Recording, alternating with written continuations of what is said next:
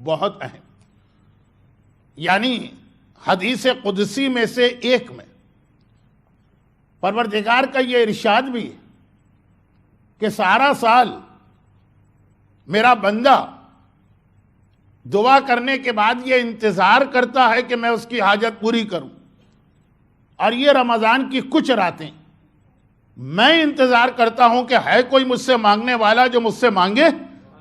میں اس وقت ہر دعا کرنے والے کی ہر دعا قبول کروں گا۔ ان میں سے ایک افطار کا موقع، ماہ مبارک رمضان کا بہت گہرا یا بہت کلوز قسم کا ایک ریلیشن یا کنیکشن حج سے۔ قرآن میں بھی سورہ بقرہ میں جہاں روزے کی آیتیں آئیں، یا ایھا الذین آمنوا کتب علیکم الصیام کما کتب سے لے کے آخر تک، جہاں روزے کا بیان مکمل ہوا اس کے فوراً بعد حج کا بیان شروع ہوا۔ ایک دو آیتیں یا ایک دو ٹاپک بیچ میں آ گئے ہیں، لیکن روزے کے بعد حج کا ذکر آیا۔ اور اسی طرح سے دعائے افتتاح کے ساتھ جو چھوٹی دعائیں آپ پڑھتے ہیں، جو روزانہ پڑھنے والی دعا، اس میں بھی خصوصیت کے ساتھ آپ اللہ سے رمضان میں روزے تو آپ کو مل رہے ہیں، اب حج بیت اللہ کی اسپیشل دعا کرتے، اور آخری رمضان آخری رات جس کے بارے میں ایک خاص روایت پڑھی جاتی ہے کہ امام نے فرمایا کہ جو رمضان میں اپنے آپ کو معاف نہ کروا سکا اور جہنم سے آزادی نہیں ملی، اب اس کے پاس سال میں کوئی چانس نہیں ہے سوائے ایک کے کہ وہ عرفات کے میدان میں حج کے دوران پہنچ جائے۔ تو رمضان کے فوراً بعد حج، لیکن ایک ایسی حدیث جو خیر بہت معتبر تو نہیں، اتھینٹک حدیث نہیں، لیکن چونکہ وہ فضیلت اور ثواب والی حدیث، جہاں پہ مومن کو کچھ مل رہا ہو وہ کبھی نہیں پوچھتا ہے کہ مولانا یہ حدیث معتبر ہے کہ کمزور ہے، سچی ہے کہ جھوٹی، بھئی کچھ مل ہی رہا ہے نا کہ یہ جملہ پڑھو اللہ تمہارے ساری زندگی کے گناہ معاف کر دے گا۔ کوئی نہیں پوچھتا مولانا کہاں لکھا، کیا اس کا سورس، اس کے راوی کیا، فلاں عمل کرو تو اللہ تمہیں 70,000 سال کی برکتیں دے گا۔ میں ان حدیثوں کا مذاق نہیں اڑا رہا ہوں، میں صرف یہ بتا رہا ہوں کہ یہاں کچھ مل رہا ہے نا، اپنا بینیفٹ ہے، تو مومن کبھی نہ یہ سوال کرتا ہے کہ کس کتاب میں لکھا، نہ یہ پوچھتا ہے کہ اس کے راوی کون سے ہیں، نہ یہ دریافت کرتا ہے کہ روایت معتبر ہے کہ نہیں۔ لیکن اگر کہا گیا کہ داڑھی رکھنا واجب ہے، مولانا کس کتاب میں لکھا، کس امام نے کہا، راوی کیسے ہیں، معتبر ہیں کہ غیر معتبر ہیں، نہیں اس کو بھی چھوڑی، ہمیں خالی قرآن میں دکھا۔ جہاں خمس کی بات آ گئی، جہاں حجاب کی بات آ گئی، جہاں داڑھی کی بات آ گئی، وہاں پہ یہ سارے کے سارے آرگومنٹ آ گئے کہ راوی بتائیے، کتاب بتائیے، امام بتائیے، پھر بھی اگر مغز میں نہیں آ رہا تو اس سب کے بعد بھی حدیث ہے تو ہم نہیں مانیں گے، قرآن میں دکھائی۔ یہ دونوں میں فرق نہیں ہونا چاہیے۔ ویل للمطففین، یہ نہیں ہونا چاہیے کہ جب آدمی کچھ لے رہا ہو اور اسے مل رہا ہو تو یہ سب چیزیں بھلا دو، اور جہاں اسے کوئی ڈیوٹی انجام دینا ہو تو اس کو پوری شریعت اور پورے اصول فقہ یاد آ جائیں۔ تو خیر یہ تو ضمنی بات آ گئی۔ تو حج کے حوالے سے ایک بہت مشہور روایت ہے، اور میں تیسری مرتبہ یہ جملہ کہہ رہا ہوں کہ بہرحال وہ بہت اتھینٹک نہیں، لیکن دعاؤں میں اور اعمال میں بہت اتھینٹک روایت ہمیں چاہیے بھی نہیں ہے، وہ حج میں بہت زیادہ پڑھی جاتی ہے۔ اور یہ بھی میں بتا دوں کہ پچھلے 10-15 سال میں یہ حدیث بہت فیمس ہو گئی۔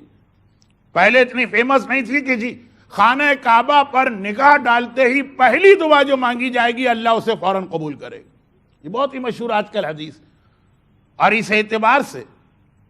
جو لوگ کسی گروپ میں جاتے ہیں تو بعض اوقات تو ان کے گروپ والے ان سے کہتے ہیں کہ بس نگاہیں نیچی کر کے خانہ کعبہ کی طرف بڑھنا، سامنے دیکھنا نہیں،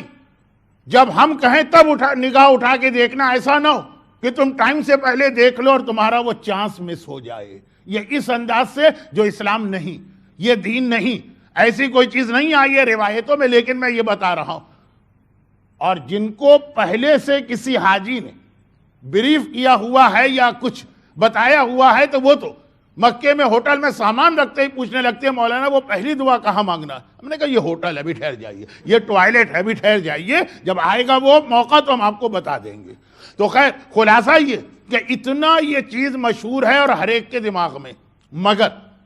بعض اوقات سامنے کی چیز آدمی بھول جاتا ہے اور دور کی چیز اس کو یاد رہتی۔ آنکھوں میں اگر آئی سائٹ ویک ہو جائے تو یہ پرابلم تو ہوتا، لیکن انسان کی عقل تو کمزور نہیں ہونا چاہیے۔ یہی روایت حج سے زیادہ اتھینٹک ہے روزے کے بارے میں۔ حج خانہ کعبہ پہ، میں خانہ کعبہ کا مذاق نہیں اڑا رہا ہوں، نعوذ باللہ اس کی اہمیت کم نہیں کر رہا ہوں، وہاں کی دعا کی فضیلت کو کم نہیں کر رہا ہوں، بلکہ میں نے تو وہ جو ابھی ایک بات کہی کہ یہ حدیث ذرا ویک، تو اس سے اتھینٹک حدیث بھی خانہ کعبہ کے بارے میں بار بار پڑھی، لیکن چونکہ ٹائم نہیں ہے، کل بھی لوگوں کو کمپلین ہو گئی ہوگی کہ 10 منٹ میں نے زیادہ ٹائم لے لیا تو میں چھوڑ دیتا ہوں۔ لیکن حج چند خوش قسمت لوگوں کو موقع ملتا ہے وہاں جانے کا، اس سے زیادہ بہترین موقع بالکل وہی حدیث کہ جب روزے کے افطار کا وقت آتا، یہ ایسا وقت ہے کہ بندہ مومن اس وقت کھجور اپنے پیٹ میں لے جانے سے پہلے جو دعا مانگے گا اللہ اس کی دعا کو فوراً قبول کرے گا، یہ اللہ کا وعدہ۔ خانہ کعبہ پہ پہلی نگاہ پڑتے ہی آپ کی دعا قبول، اور افطار کے موقع پہ کھجور یعنی پورے دن کے فاقے کے بعد پہلی غذا اپنے پیٹ میں لے جانے سے پہلے جو دعا مانگیں گے، دونوں کے لیے سیم حدیث ہے، سیم ورڈنگ ہے، اور راویوں کے اعتبار سے روزے والی حدیث زیادہ معتبر۔ تو اب یہ تو رمضان کے وہ مختلف چانسز جس کے لیے یہاں بھی ایک حدیث آ گئی کہ کبھی ایسا ہوتا، ایک حدیث کہ اللہ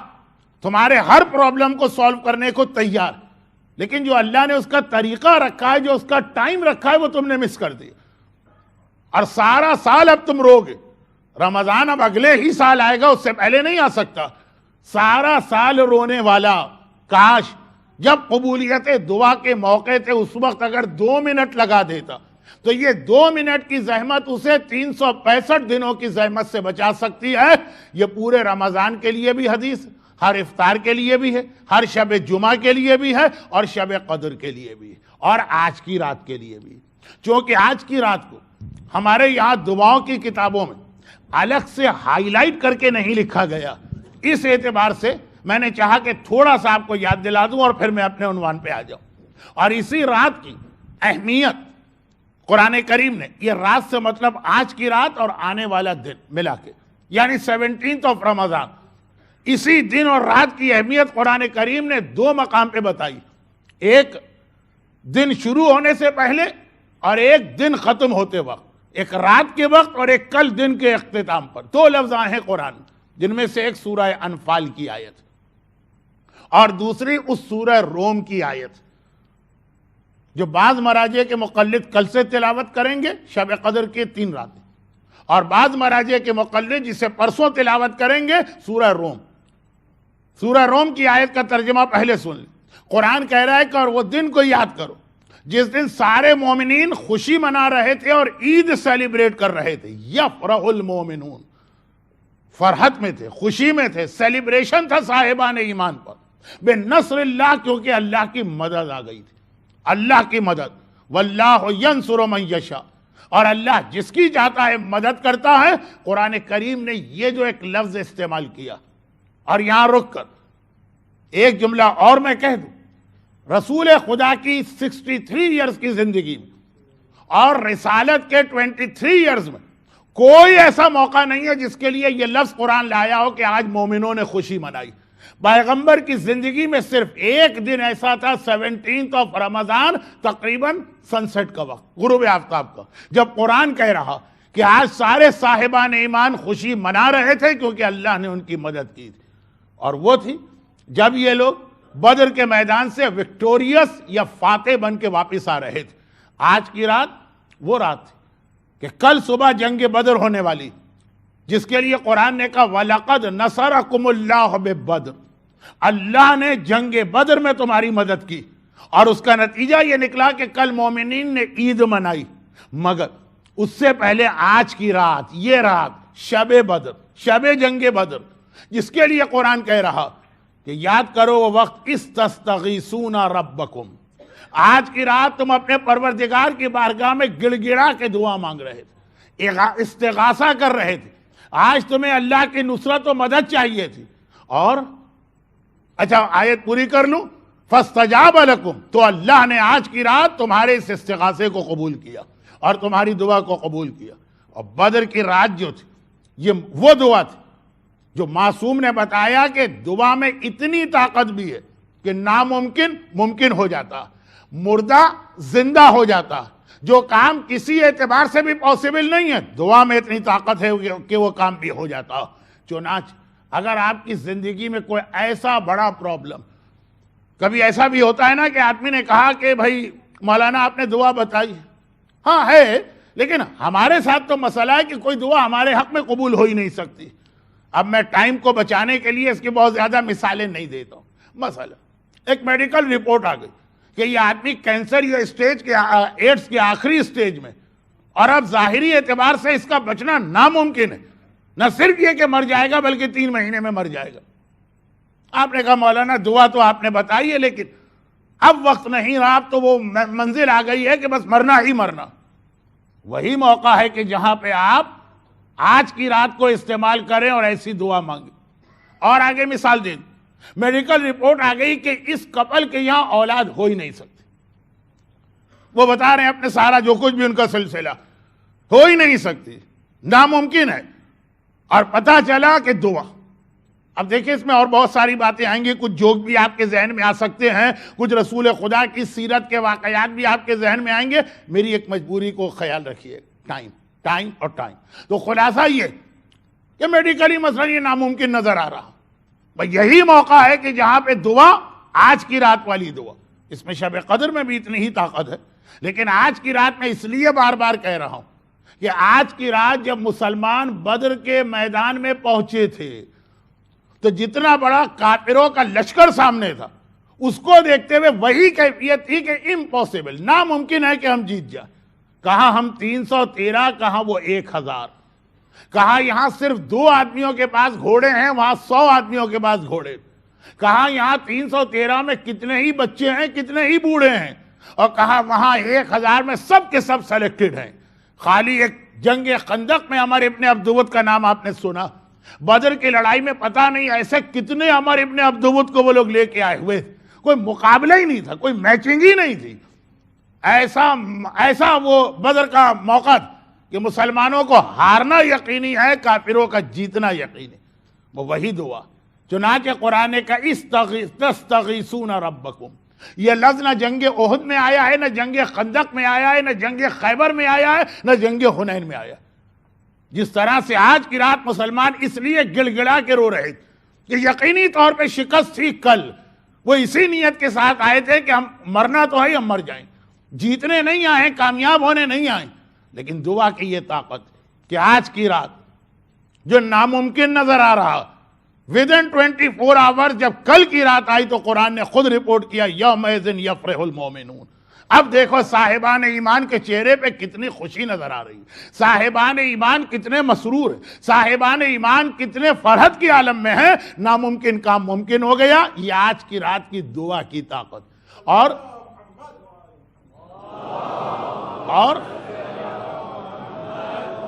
خاص رسول خدا کے خیمے میں جا کے دیکھیے، آپ